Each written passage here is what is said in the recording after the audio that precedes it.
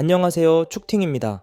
축구에서 상대성은 절대 무시할 수 없는 요인이죠. 이번 경기에서도 52,000명이 운집한 쉽지 않았던 서울 원정에서 울산이 90분 극장골과 함께 서울전 19경기 무패를 이어갔습니다. 11라운드 축팅픽 경기 분석은 아쉬운 패배를 기록한 FC 서울과 리그 5연승 울산 HD의 경기입니다. 그럼 바로 들어가 보겠습니다. 이번 경기에 임하는 양팀 감독의 전술 전략은 극명한 차이가 보여졌습니다. 홈팀 서울의 김기동 감독은 승리를 따낸 지난 라운드 수원FC와의 경기와 동일한 선발 라인업으로 4-4-2로 내려선 실리적인 운영을 가져갔습니다. 볼 경합에 능한 김신진과 박동진을 투톱에 두고 활동량이 뛰어난 U22 자원을 4명이나 선발 출전시킨 해당 경기 운영은 나름 성공적으로 울산의 기세를 잘 받아냈죠. 반면 울산 홍명보 감독은 보야니치를 후방 빌드업 시작점으로 두고서 고승범과 강윤구가 상대 포켓 공간에서 볼을 받아서 공격을 전개했고 양 풀백 공격 가담과 함께 집요하게 서울 수비의 빈틈을 찾아 공략했습니다.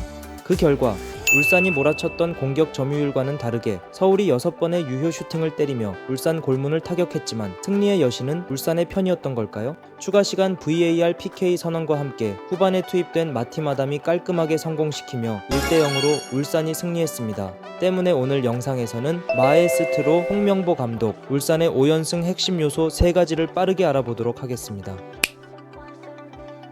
울산은 공격 화력이 뛰어난 2연패 챔피언인 만큼 어쩔 수 없이 수비 라인을 두텁게 내려서는 상대를 빈번하게 상대합니다. 때문에 그 파회법으로 풀백을 활용해 사이드 및 하프 스페이스를 적극 공략하여 부분 탈압박 후 크로스를 통한 센터 스코어링, 이러한 전개가 울산이 밀집된 상대 수비를 허물어버리는 방법이죠. 해당 공격 전개의 특이점은 풀백이 상대 수비 라인과 맞춰 단순하게 높게 위치하는 것이 아닌 한 칸 정도 낮은 라인에서 와이드하게 위치하여 스타트하는 것입니다. 이번 서울과의 경기 장면을 보시면 보야니치는 뒤쪽 볼배급 역할을 맡고 있고 미드필더 고승범과 강윤구는 상대 포켓 공간에서 움직입니다.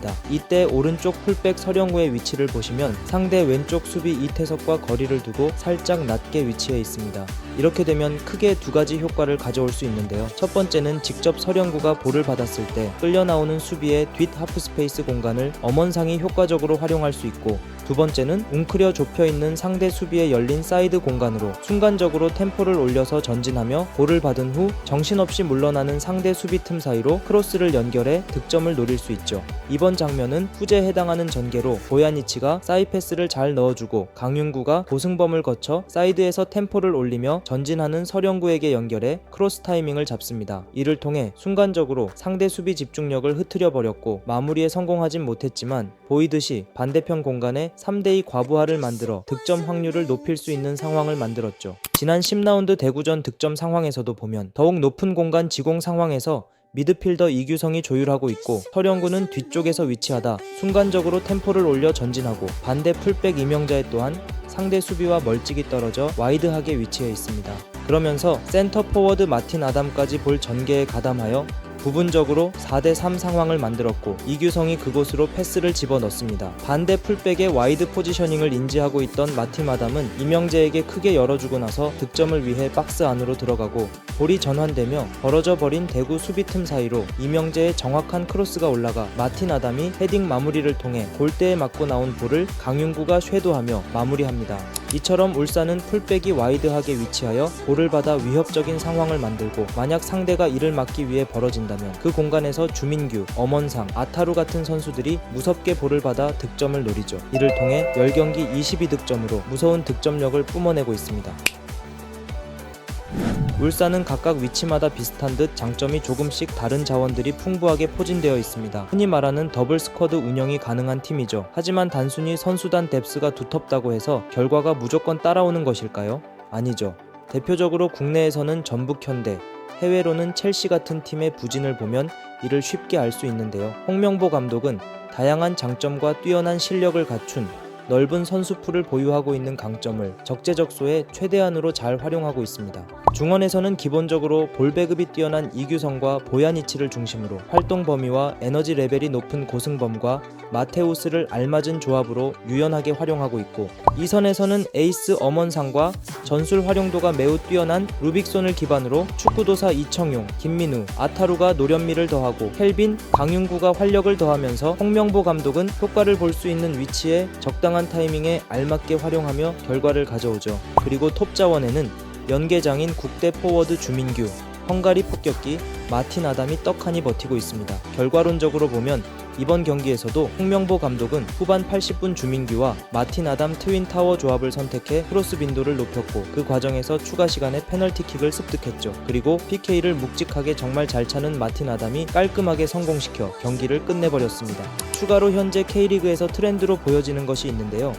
바로 슈퍼조커를 활용한 후반 공략입니다. 포항은 정재희와 이호재, 광주는 가브리엘과 이희균, 수원FC는 이승우와 이광혁. 해당 팀들 모두 전반은 비교적 안정적인 운영을 가져가고 후반전에 교체 카드 변화로 템포를 달리하여 결과를 가져오죠. 이번 경기 실리적인 선택을 한 김기동 감독의 서울 또한 마찬가지였는데요. 보수적인 라인업으로 후반 중반까지는 압박 라인을 낮게 가져가다가 교체 카드로 일류첸코, 팔로세비치, 윌리안, 그리고 영건크랙 이승준까지 풀가동시켜 본격적으로 득점을 노렸습니다. 하지만 팀 밸런스를 중요시하는 홍명보 감독은 흔들리지 않았습니다. 서울에 몰아치는 공격 가운데 이에 맞대응하듯 앞서 말한 자원들을 침착하게 투입해서 안정감을 다시 되찾아 와버렸죠. 이는 홍명보 감독의 강점인 큰 틀에서 팀을 운영하는 뛰어난 매니지먼트 능력이 잘 보여지는 요소임과 동시에 마지막으로 나올 핵심 요소와도 밀접한 연관이 있는 중요한 포인트입니다. 마지막 요소는 바로 울산의 수문장 조현우의 존재 자체입니다. 이번 경기 서울은 울산전 18경기 무패 흐름을 끊어버리기 위해 이를 갈고 나왔습니다. 이와 함께 52,000명의 관중들이 경기장에 찾아와 응원하며 힘을 보탰고 6번의 위협적인 유효 슈팅을 만들어내며 경기 주도권을 잡을 기회가 있었는데요. 비천우는 오늘도 빛나며 골문을 틀어막았습니다. 서울의 코너킥 상황입니다.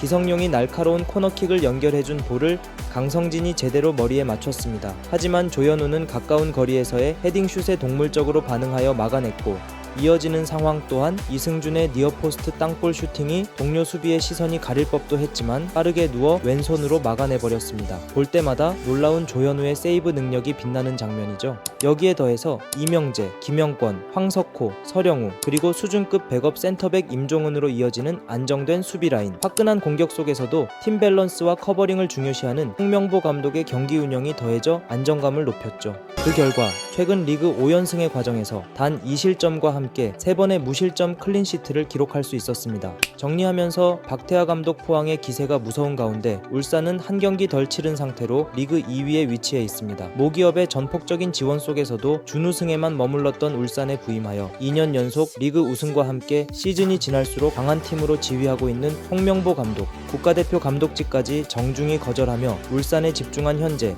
이제 홍명보 감독과 울산의 시선은 리그 3연패와 피파 클럽 월드컵으로 향해 있습니다.